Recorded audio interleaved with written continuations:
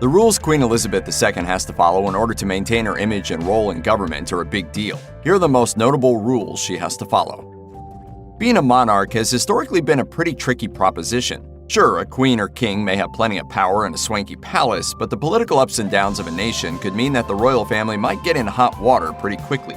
After all, it was King Charles I's political maneuvering, including dissolving parliament numerous times, that ultimately got him accused of treason. That in turn led to his head departing the rest of his body in 1649 via an executioner's axe. Really, it's no wonder that the modern-day Queen Elizabeth II and her family have tried to stay above the political fray. As a result of their political distancing, the Queen does not vote.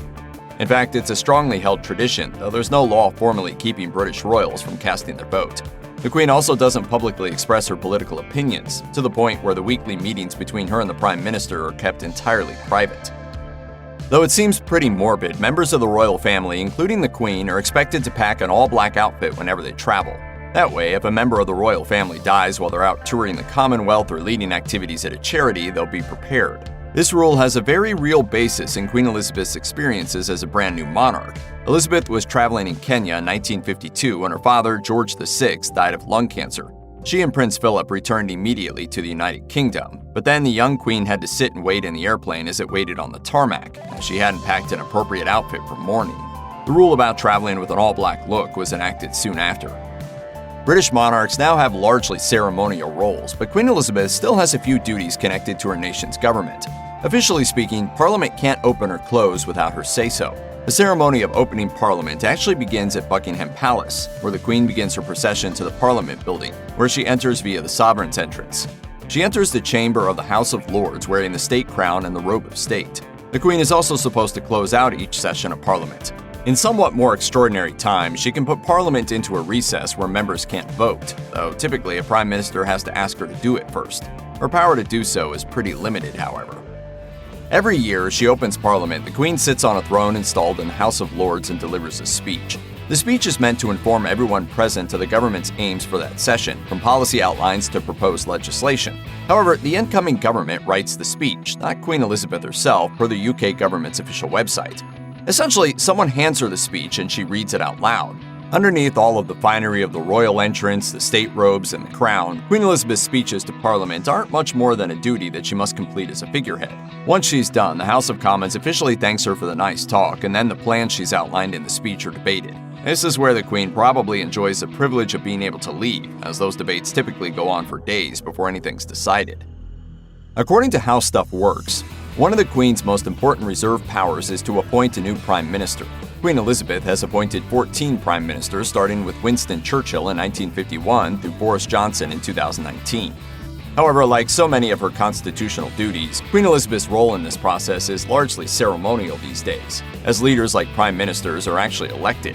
However, no one skipped getting her go-ahead since she took the throne in the 1950s and began approving the first in a series of 14 Prime Ministers. That ceremonial duty takes place the day after the UK general election.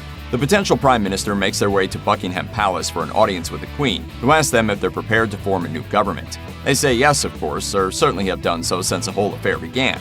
As noted by How Stuff Works, the ceremony is called kissing hands, but there's no actual kissing anymore. Presumably, the Queen would be pretty taken aback if someone tried to go old school and went to kiss her actual hand. It would seem that Queen Elizabeth has to do a ton of paperwork. That's because, as the BBC reports, when a bill has completed all its parliamentary stages, it receives royal assent from the Queen. After this, the bill becomes part of the law of the land and is known as an Act of Parliament. Royal assent was last given in person by the sovereign in 1854. Though Queen Elizabeth has dutifully signed all bills that have come her way, that hasn't always been the case for British rulers. Queen Anne was the last monarch to deny royal assent in 1707. Perhaps considering long ago political turmoil, that's why Her Majesty and so many of her predecessors haven't taken such a radical step for centuries.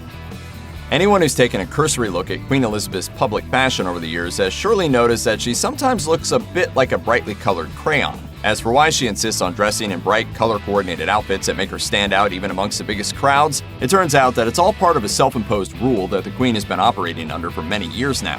According to Good Morning America, the rainbow outfits are actually a part of what the Queen considers her duty to the public. Consider that some people travel many miles and hours just to get a glimpse of her. Given that she often shows up in public to large crowds that could eclipse anyone, how could these travelers ever hope to see the Queen? That's where the highlighter-colored outfits come in. Just look for the woman dressed in bright orange or purple or blue or whatever the color of the day may happen to be. The Queen's long-serving fashion advisor Angela Kelly helps Her Majesty plan outfits that will help the monarch stand out in a crowd, but will also keep her looking good and put together at even the longest events. Much of Queen Elizabeth's life is pretty regimented, to say the least. She's obliged to follow a schedule while being followed about by other royals, bodyguards, and the public. State dinners and other occasions are no reason for her to let up either. Even the matter of who she talks to, when she talks to them, and how she chooses to converse all come down to a series of social rules. According to the BBC, expect the Queen to start the conversation with you if you are sitting on her left during a meal. It is customary for the guest of honor to sit to the right of the Queen, and the convention is that she speaks to this person during the first course of the dinner, then switches attention to the person on her left for the following course. However, not everyone is clued up on the Queen's etiquette. Formula One racer Lewis Hamilton wasn't aware of the etiquette rules and tried to talk with the monarch first, but was gently rebuffed. During an appearance on the Graham Norton show, Hamilton revealed, and I started to talk to her, and she's like, no, you speak that way first, and I'll speak this way, and I'll come back to you. It's undeniable that the Queen must be pretty skilled at the art of conversation. As many have reported, she's an ace at directing talk to her companions' interests and asking relevant questions. Her mother and grandmother, who taught young Elizabeth royal etiquette, were surely proud of their pupils' work. Though one might not assume it by looking at her, the Queen is actually head of the UK's armed forces. Don't let the suitsets or string of pearls fool you. If things really came down to it, Queen Elizabeth could declare war. Specifically, as the official head of the armed forces, the Queen has the power to declare war or peace. She can therefore commit British troops to a conflict and also sign treaties involving her nation. However, don't get the idea that Her Majesty is about to ride into battle anytime soon, especially not on a whim. Like so many of her other reserve powers, this one is still pretty limited. Convention strongly demands that she consult with officials before making this or other similarly drastic moves. It is practically unthinkable that Queen Elizabeth would declare war on a country or, on the flip side, surrender to another without getting some serious input from the Prime Minister and other government ministers. Though it's mostly symbolic, Queen Elizabeth's role as the head of the Commonwealth demands plenty of real-world duties. In fact, according to History Extra, she's in the running for most globe-trotting royal ever in world history.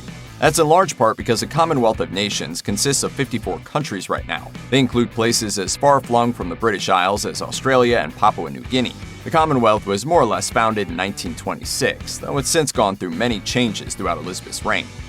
Its strength lies in the bonds of affection it promotes.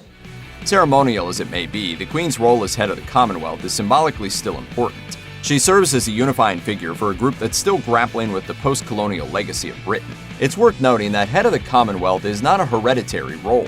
However, the Queen has pushed for her son, Prince Charles, to take over from her. Ultimately, all this means is that the leaders of Commonwealth countries will have to meet and agree upon the next person to step into the role. The pride in who we are is not a part of our past. It defines our present and our future. Throughout much of British history, royals had to get the monarch's permission to marry.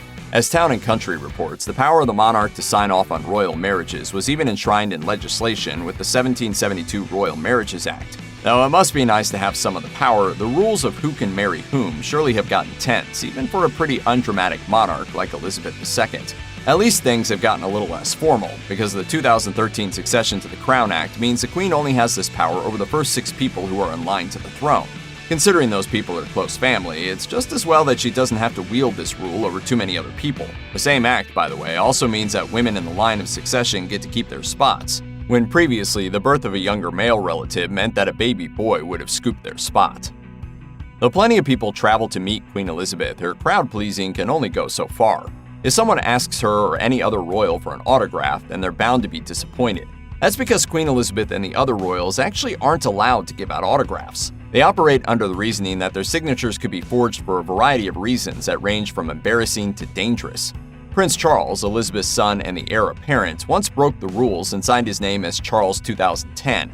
However, this rare autograph doesn't seem to have caused any trouble to date. Still, it's pretty darn hard to find Queen Elizabeth's signature. It's out there, but on a precious few items. As a result, Paul Fraser Collectibles estimates that a nice signed photo of the Queen could cost you somewhere in the neighborhood of $8,000. Though apparently a private letter complete with a royal signature will only hurt your bank account by a little over $1,000. Those are now all nearly vintage pieces, however, so anyone hoping for a modern signature from the Queen or her immediate family will be disappointed to learn that she really must abide by this rule. Check out one of our newest videos right here. Plus, even more grunge videos about your favorite stuff are coming soon.